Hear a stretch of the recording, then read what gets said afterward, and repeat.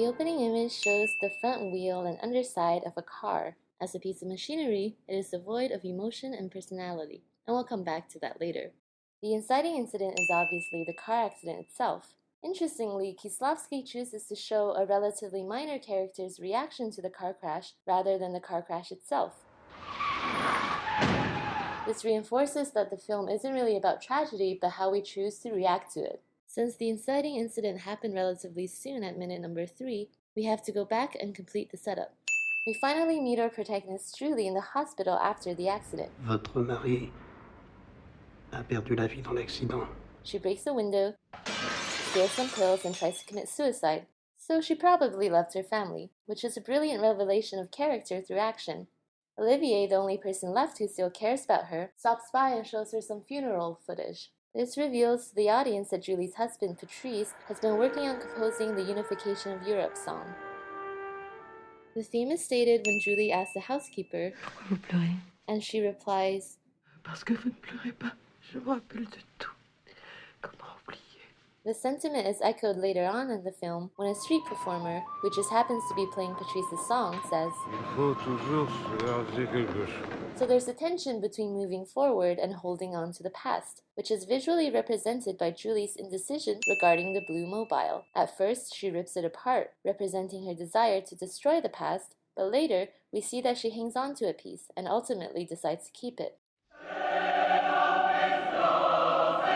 Act 2 begins when Julie decides to destroy her husband's half-completed sheet music, signaling her choice to destroy the past as a means to move forward. She also finds another blue wrapper, and destroys that by throwing it into the fire.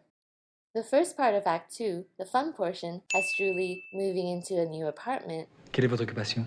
Aucune. Non, je veux dire, qu'est-ce que vous faites dans la vie? Rien.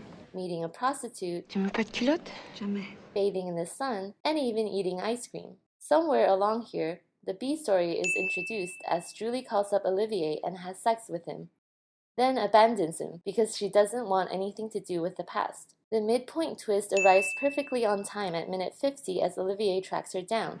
Je vous ai trouvé. The past has finally caught up with her, propelling us into the second part of Act 2, where complications occur.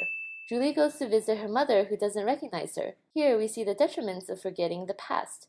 Lucille's past also catches up to her as her dad comes to the strip club where she works and doesn't seem to recognize her. To add to the ominousness, a family of mice get brutally slaughtered.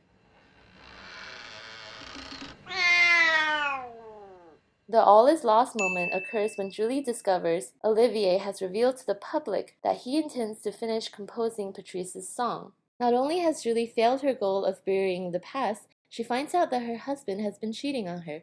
Traditionally, there is some kind of death at the all is lost moment, and in this case, it's a figurative death of Julie's memory of Patrice as the faithful husband. And maybe also the mice. Act 3 kicks off as Julie chases down Olivier to ask him about her late husband's mistress. She's now chasing the past instead of the other way around. Act 3 usually involves the synthesis and rebirth. In this case, it's rather literal as the past and future meet when Julie finds out that the mistress is pregnant with Patrice's baby. She names the baby Patrice after discovering that the best way to move forward may actually be to embrace the past rather than destroy it. The A-story climax occurs when Julie finishes the song, and the B-story climax occurs as Julie decides that Olivier is rather sexy after all. The closing image is a close-up of Julie crying.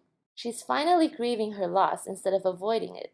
Contrast this with the opening image, which is emotionless, mechanical, analogous with how Julie was dealing with the tragedy at the beginning of the film.